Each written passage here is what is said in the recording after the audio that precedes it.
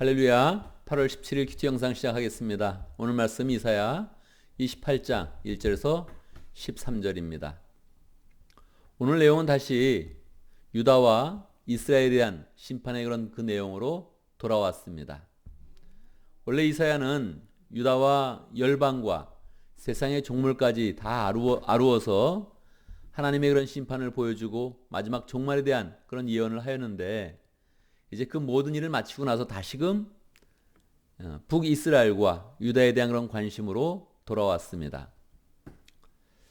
하나님은 늘 하나님의 그런 백성에 대해서 관심이 있다는 것입니다. 세상의 종말을 이야기해도 다시 늘 하나님의 그런 중심적인 그런 그 마음은 다시 하나님의 그런 백성에게 향하고 있다는 것입니다. 즉 우리를 향해 있다는 것입니다.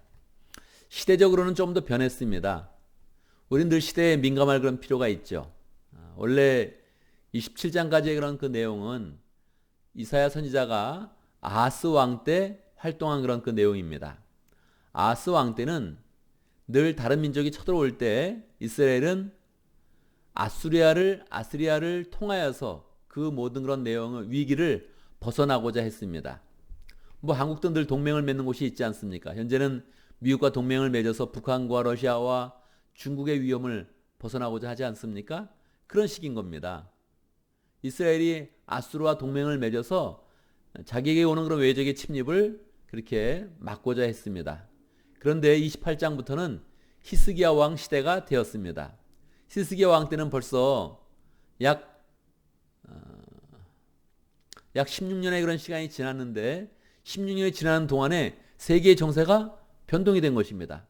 그 전까지는 아수르의 힘을 얻어서 나라의 그런 위기를 벗어나고자 했는데, 이제는 그 바로 아스리아가 북이스라엘을 치고 유다를 침공하여서 그들이 가장 큰 위협이 됐던 것입니다. 한국도 계속적으로 열광 속에 있어서 어느 나라가 더 위협이 되는지 그건 잘 모르지 않습니까? 시간이 지나고 10년이 지나고 20년이 지나면 그동안 우방이었던 그런 그 나라가 적국으로 변하는 그런 그 경우가 굉장히 많이 있는 것이죠. 이제는 아수르가 또 강력한 침략자가 되었을 때 유다와 이스라엘은 어떻게 했겠습니까? 그들은 또다시 하나님을 의지하는 것이 아니라 이번에는 정통 강호였던 그런 이집트, 애굽을 통해서 이 위기를 벗어나고자 하는 것입니다. 그래서 또 하나님은 이스라엘과 유다를 향해서 말씀하는 것입니다.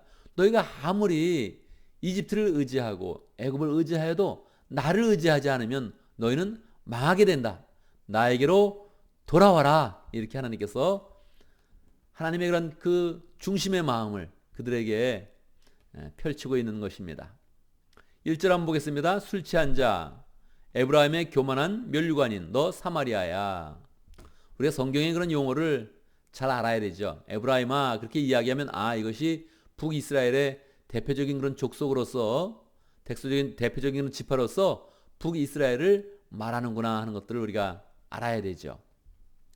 너에게 재앙이 닥칠 것이다. 북이스라엘아 너의 재앙이 닥칠 것이다. 사실 이사야는 지금 남유다에 속해 있고 남유다의 그런 그 백성들을 향해서 이야기하고 있는데, 북쪽의 이스라엘에도 관심이 있는 거예요.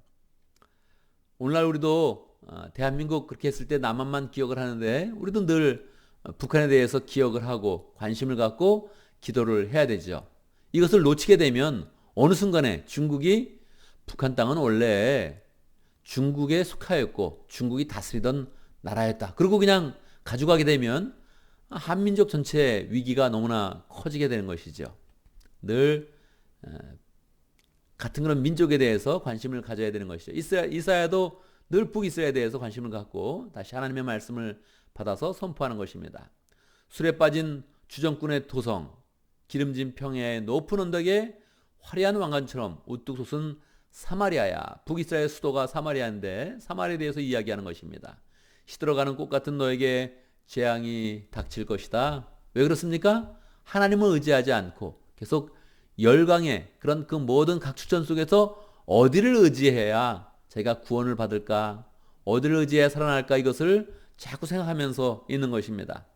그러니까 이러한 그런 상태는 술에 빠진 주정꾼 같은 그런 모습을 가지고 있다는 것입니다. 어떤 것이 옳은지 어떻게 살아야 되는지 전혀 알지 못하는 것이죠. 정말 술에 빠진 그런 상태일 수도 있고요. 영적으로 술에 빠진 상태다 이렇게 이야기하는 것입니다. 자기의 그런 상황을 영적으로 판단하지 못하고 계속 그 눈치를 보면서 열광의 눈치를 보면서 어느 날을 의지해야 그 이 위기를 벗어날까 이렇게 생각한다면 그것은 항상 시들어가는 꽃 같은 그런 인생이 되어서 재앙을 맞이한다는 것입니다. 주님께서 강하고 힘 있는 이를 보내신다. 그가 마치 쏟아지는 우박처럼 파괴하는 광풍처럼 거센 물결을 일으키는 폭풍우처럼 너를 잡아 땅에 쓰러뜨릴 것이다. 결국은 아수리아가 쳐들어와서 너희는 망할 것이다. 그렇게 하나님께서 말씀하는 것입니다. 그 아수리아가 누굽니까? 그들이 위기 때 우리는 아수리아의 힘을 의지해서 이 위기를 벗어나야 된다. 이렇게 생각을 했는데 그들이 이미 재앙의 근원이 되어서 그들을 쳐들어오고 국률함도 없이 불쌍히 여기는 그런 마음도 전혀 없이 그를 다 살육하고 잡아가고 그 도성을 파괴했던 것입니다. 술 취한 자 에브라임의 교만한 면류관인 너 사마리아야 내가 짓밟힐 것이다. 하나님이 늘 책망하는 그런 그 내용은 교만함입니다. 교만함이 무엇입니까? 나 스스로 살 수 있다고 생각하는 것입니다. 하나님 없어도 살 수 있다고 생각하는 것입니다. 여러분, 이것은 이스라엘만 가지고 있던 생각이 아닙니다. 오늘날 우리도 늘 가지고 있는 그런 생각입니다. 직장을 잘 다니고 있으면 직장에 나를 먹여 살린다 이렇게 생각하는 것입니다. 인생을 살다 보면 중년이 넘어가면 나도 인생 사는 법을 안다 이렇게 생각하면서 자기 고집대로 살려고 하는 그런 그 마음이 커지는 것입니다. 저도 교인들을 보면서 느끼는 감정이 있습니다. 그냥 알아서 살아가려고 노력하는구나 이런 느낌을 갖는 것이죠. 모든 사람은 다 똑같은 것입니다. 이스라엘이 문제가 아니라 나 스스로 살아가는 방법을 깨우친다 이렇게 생각하는 그런 순간 우리는 교만하여서 넘어지는 그런 존재가 되는 것입니다. 기름진 평야의 제일 윗자리에 화려하게 피어있는 꽃과 같은 사마리아야. 하나님의 축복이 있다면 얼마나 아름답게 피겠습니까? 얼마나 아름다운 그런 삶을 살겠습니까? 그러나 시들어가는 꽃과 같은 사마리아야 너는 여름이 오기 전에 맨 먼저 익은 무화과 같아서 사람들이 너를 보자마자 얼른 따먹는구나. 열광이 있을 때 어느 나라와 동맹을 해야 사냐 이것만 맨날 생각하고 있으면 열광은 항상 생각하는 거예요. 누가 이 무화과 나무를 열매를 먹을까 생각하는 것처럼 누가 이 나라를 따먹을 것인가, 누가 이 나라를 결국 먹어치울 것인가 이렇게 생각한다는 것이에요. 이거는 한국의 민족도 지금 마찬가지인 겁니다. 어떻게 살아가겠습니까? 늘 생각하는 것이 어디가 동맹을 맺어야 된다, 뭐를 해야 된다, 어떤 경제를 일으켜야 된다 맨날 이루고 있는 것입니다. 하나님의 백성이 있어야 그 민족이 사는 것입니다. 하나님을 믿는 그런 신앙이 굳게 서 있어야 그 민족이 살고 그 가정이 살고 그 가문이 살고 우리의 인생이 사는 것입니다. 하나님이 이렇게 무서운 그런 심판을 선언하시고 나서 5절에서 다시 우리에게 소망을 주십니다. 그날이 오면 만군의 주님께서 친히 주님의 남은 백성에게 아름다운 면류관이 되시며 영화로운 왕관이 되실 것이다. 상태가 이런데 모든 사회의 그런 상황이 이러한데 하나님께서는 또다시 거기에 남은 백성이 있다. 하나님의 말씀을 주실 때는 그 말씀을 들을 자가 있기 때문에 주시는 것입니다. 하나님의 심판을 선포해도 심판이 목적이 아니라 구원이 목적이 아닙니까? 하나님께 돌아오라고 하는 그런 하나님의 그런 그 마음이 목적이 아닙니까? 그러니까 남은 백성이 있다는 거예요. 하나님의 말씀을 듣는 그런 백성이 있다는 것입니다. 주님께서는 재판관이 된 사람들에게 공평의 영을 주시고 용사들에게는 성읍문으로 쳐들어오는 적을 막는 용기를 주실 것이다. 사회가 다시 공의롭게 되고 하나님의 그런 그 말씀을 붙잡으면서 신실하게 하나님의 말씀을 성취하고 행동하는 그런 사람이 있다는 거예요. 여러분, 저는 성격적으로 사회와 시대에 대해서 탄식하는 그런 말을 잘 하지 않습니다. 여러분도 이러한 그런 마음을 가지면 좋겠습니다. 사회가 아무리 나빠도, 세상이 아무리 나빠도 그냥 막연하게 아유 참 세상이 말세야, 아유 사회가 너무 악하다, 이런 말을 저는 안 하려고 노력을 합니다.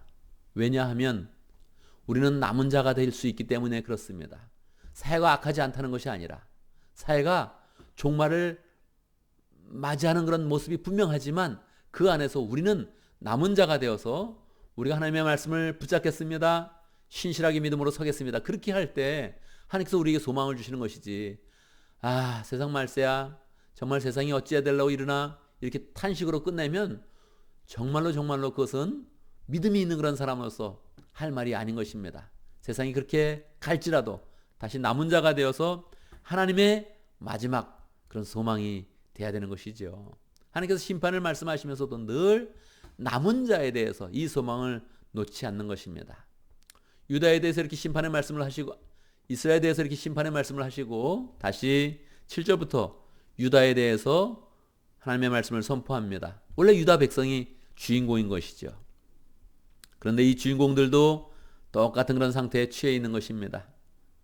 유다 사람이 포도주에 취하고 비틀거리며 독한 술에 취하여 휘청거린다. 제사장들과 예언자가 독한 술에 취하여 비틀거리고 포도주 항아리에 빠졌다. 사회가 그러한데 신앙인들도, 하나님의 백성들도 그 사회의 영향을 받으면서 휘청거리고 술에 취한 그런 자들이 많이 있다는 것입니다. 여기서 술도 정말 술에 취할 수도 있지만 대부분의 경우는 영적인 그런 상태를 말하는 것이죠. 영적으로 취해 있으며, 영적으로 세상에 취해 있으며, 돈에 취해 있으며, 권력에 취해 있다는 것입니다. 한국교회는 어떠합니까? 한국교회도 똑같이 돈에 취해 있고 권력에 취해 있어서 사회인들에게 도리어 책망을 받고 욕을 먹는 그런 경우가 아주 많이 있는 것이죠. 술상마다 토한 것이 가득하여 더럽지 않은 곳이 없다. 이 상태가 너무 좋지 않아서 술상마다 토한 것이 가득한 그런 그 모습으로 나타난다는 겁니다. 제사장들이 나를 빈정거린다. 이사야를 향해서 말하는 것이죠. 남은 자가 되어서 끝까지 하나님의 말씀을 붙잡고 하나님의 말씀을 선포하는 그런 이사야를 향해서 종교인들이 그를 비난한다는 것입니다. 저자가 누구를 가르친다는 건가? 저자의 말을 들어야 할 사람이 누구란 말인가? 젖된 아이들이나 가르치라고 하여라. 젖을 먹자는 어린 아이들이나 가르치라고 하여라. 계속 이사야를 조롱하면서 이야기하는 것입니다. 조롱의 그런 그 말이 길어지죠. 10절, 저자는 우리에게 한자 한자, 한절 한절, 한 장 한 장을 가르치려고 한다. 이렇게 하나님의 말씀을 잘 전하는 자를 조롱하면 어떤 결과를 맞이하겠습니까? 쭉 이어져서 13절 후반절을 보겠습니다. 그래서 그들이 가다가 뒤로 넘어져서 다치게 하시고 덫에 걸려서 잡히게 하려 하신 것이다. 하나님의 뜻이죠. 하나님의 말씀을 조롱하고 하나님의 말씀을 전하는 자를 조롱한다면 뒤로 가다가 넘어지고 그리고 다치게 되는 것입니다. 우리는 다시 하나님의 백성을 향한 심판의 그런 그 내용들을 보게 됩니다. 이 내용을 보면서 우리는 하나님이 무섭게 심판하신다 이렇게 마음먹는 것이 아니라 하나님의 관심이 끊임없이 하나님의 백성들 우리를 향하고 있구나 이렇게 우리는 보아야 하는 것입니다. 듣지 않는 것 같아도 그래도 분명히 남은 자가 있고 하나님의 말씀을 지킬 자가 있다. 그렇게 생각하시면서 하나님은 끊임없이 하나님의 말씀을 주시는 것입니다. 영적으로 어두워지고 술에 있으면 결국은 하나님의 심판을 받는다. 우리는 명심해야 할 것입니다.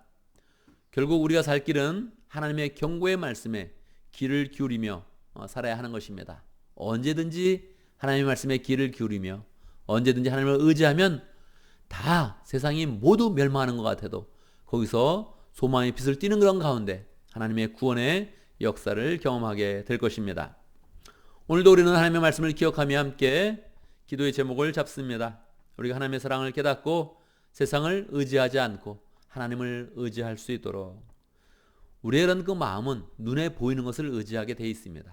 이것을 잘 뿌리치면서 우리의 그런 그 마음을 정말 하나님을 의지하고 하나님의 말씀을 잘 붙잡으면서 승리의 삶을 살 수 있도록 함께 기도합니다. 두 번째, 우리 목장을 위해서 기도하겠습니다. 오늘은 오해 목장을 위해서 기도하겠습니다.